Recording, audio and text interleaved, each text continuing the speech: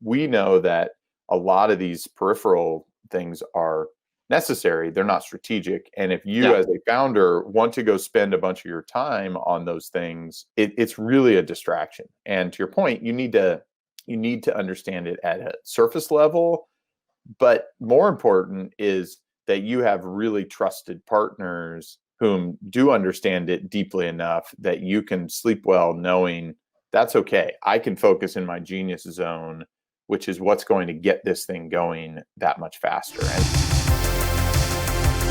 Because I'm also a big believer in there are certain things that you want to learn and have a responsibility to learn. You don't have to become the best at them, but you have to learn them. Or you need to learn enough to be dangerous and to be able to hire someone to do that moving forward. So how much are you, like what would you say that balance is? And I don't even know how I would answer this question, Sure. but between like telling people like, okay, you should absolutely learn this thing, and this is something that you want to hire someone for right off the bat. Mhm. Like, yeah. Yeah, so it's a great question. And this is from somebody who I have sort of had every single job in a company. And so in some respects, I have learned a Mm-hmm. little bit about all of it. And I think, at least for me, what that's taught me is I understand how important it is that you focus on really learning in the, I'll call it the, either the genius zone or the differentiation zone that you are uniquely going to play in. Yeah. And that area is typically very thin, and that is the area you need to be world class, and you need to be really learning and thinking in at a deep level.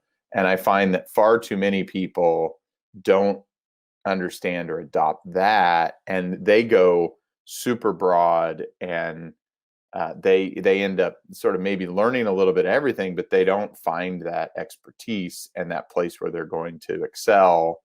And as a result, they create mediocrity.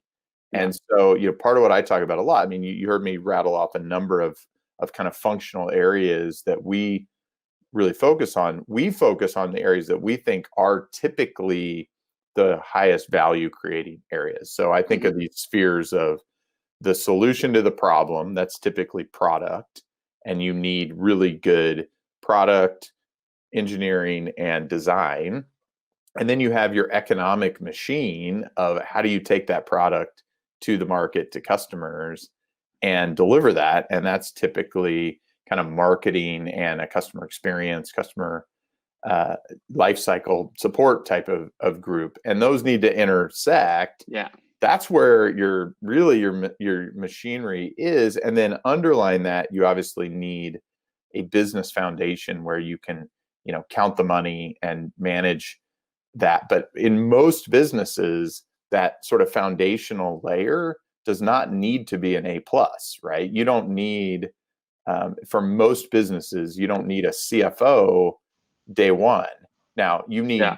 you need some base infrastructure so you don't totally screw things up, because those can put you out of business. But I call a lot of those things necessary, not strategic. Yeah. And if your business is going to be very financially driven, you're making money on money, as an example, as a core part of your value creation, that's a different story. But that's not most of the businesses we're in. It's about software solving a key problem, and data intersecting that. And so we know that a lot of these peripheral things are necessary. They're not strategic. And if you, Yeah. as a founder, want to go spend a bunch of your time on those things, it's really a distraction. And to your point, you need to understand it at a surface level. But more important is that you have really trusted partners whom do understand it deeply enough that you can sleep well knowing that's okay. I can focus in my genius zone, which is what's going to get this thing going that much faster. And so I Yeah. definitely, I had a conversation recently with someone where I was saying, sometimes what I've experienced, because I've been doing this for a long time, is a founder who, they're in the ring, they're fighting, they're in, like, their genius zone is almost like being in the ring, and they're out there, like, they're fighting. And sometimes they want to step out of the ring, and they may go look at their insurance or their property that they need to go get an office space, or their accounting or something, just because they feel like, well, I can progress here because in the ring's really hard. And I look at a part of our job is to say, get back in the ring. Like that's where you're going to win. Yeah.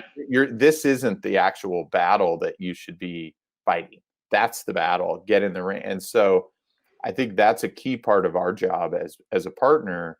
And some have the wherewithal to do that, others maybe not. And that's part of the relationship building process that we go through. Wow, that's super interesting. I enjoy that perspective, because I mean, I think that I always try to push people towards like what is going to make or break it, like you said, like those key functions. But then also on the continual learning front, I understand that like people who are first-time entrepreneurs or people who come from the industry itself and kind of have very high-paying jobs in a corporate setting, they're not well adapted for startups. Like they need to learn startup.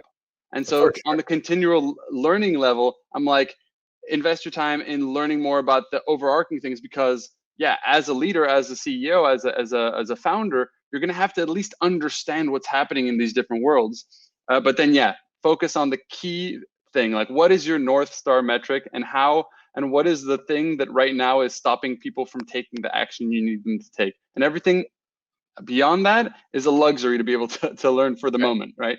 And over time you build a team, and those gaps sort of fill up, right? Yeah. Really like that.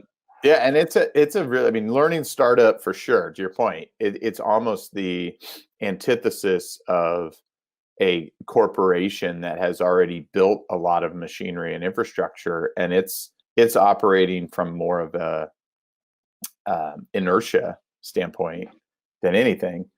And now you're essentially setting things up from scratch. And I was talking to a friend yesterday. They provide outsourced finance and accounting services, and they were talking to a founder recently who said, I'm just going to build it internally. I don't need you guys. And the last thing they're going to do is try to argue that. If the founder says, it's my company, I'm going to build it internally myself, you sort of go, oh, fine. I mean, that's your decision. It's probably a terrible one, because now you're distracting your time and your resources to something that you probably aren't going to get a badge or success for. I mean, I say, like, you kind of almost grade your startup from a report card standpoint, and every class is not weighted equally. Every function is not weighted equally, and they change over time.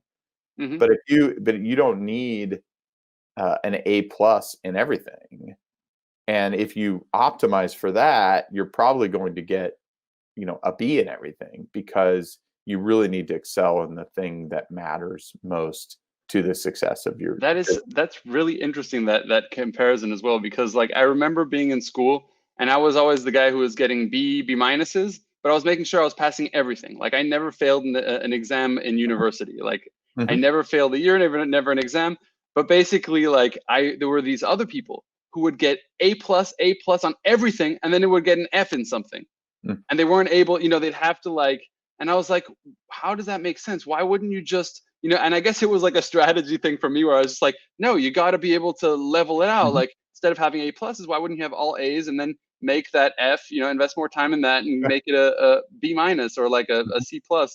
And that's the really key. interesting. I mean, to me, that's the key. Is like, find what is that right combination, and it's not always obvious, right? Yeah. And yeah, I think, again, what we really look for is that personality type that we feel like we can collaborate with. And sometimes we'll be provocative in the early discussions to challenge them and see, okay, are they going to fully resist and fight this, or are they going to embrace it because they really want the best set of diverse views and experiences in the room to get to the best answer, not I want to get to my answer. Yeah. And, I think founders and founder vision is a very powerful thing. And that's what we want to partner with. But what I've learned, through all my experiences over the years is, having a true north is great, but there are a lot of paths to get to that. And I've yet to meet somebody who has actually made it exactly on the path that they laid out. And Absolutely. that there are always going to be, I mean, going up the mountain, there always are a lot of meanders, and we just try to somewhat minimize those. But that's, there are a lot of different paths and big decisions along the way. Absolutely. No, that's amazing.